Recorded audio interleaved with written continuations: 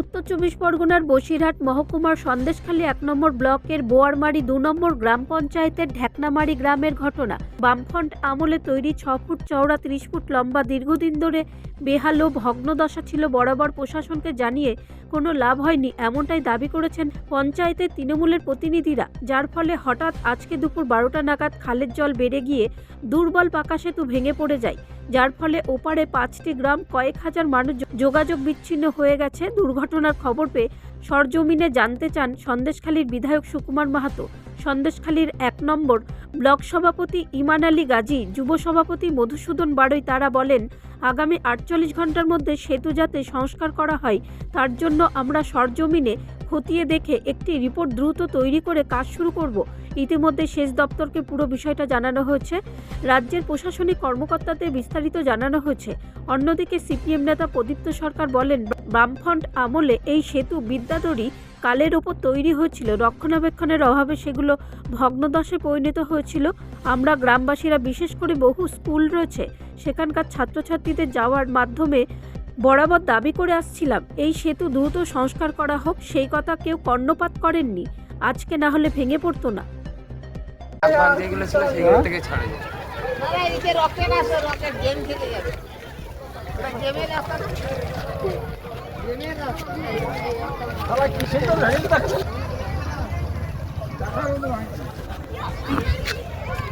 লোকজন নেই, একটা গাড়ি ঘোড়া নেই,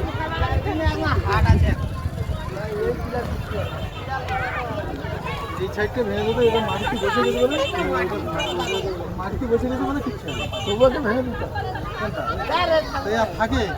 আর যা ভেঙে গেছে না, কেবল এর উপর থেকে যদি বেকার ছিল, এর উপর থেকে যদি ঢালাই করতে তাহলে বেকার হয়ে যেত। ভেঙে গেলে ভালো হয়।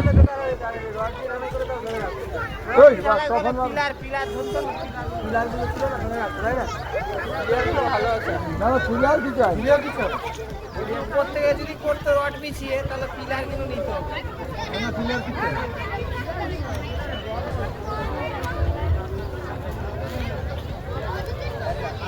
সাংবাদিক আছে,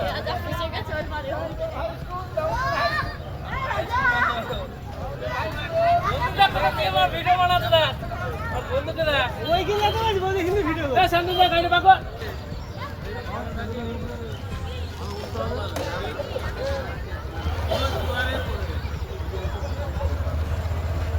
ভালো আছে।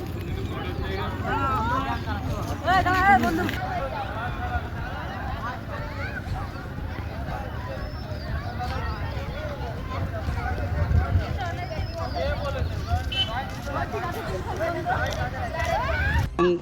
বোয়ারমারির মধ্যে একটু বাম আমলে একটা সেতু ছিল, এটা দীর্ঘদিন ধরে জরাজীর্ণ অবস্থা এবং আমরা এটা ডিপিআর করছি। ইতিমধ্যে সুন্দরবন দপ্তর এবং ডিএম এর সহযোগিতায় এটা যেহেতু নতুন রাস্তা হয়েছে, রাস্তার সঙ্গে ব্রিজটা ধরা আছে এবং এই ব্রিজটা আমরা ইতিমধ্যে ডিপিআর হয়েছে এবং প্রশাসনিকভাবে ফাইন্যান্সে গেছে ফাইল, ফলে খুব তাড়াতাড়ি হয়ে যেত ব্রিজটা।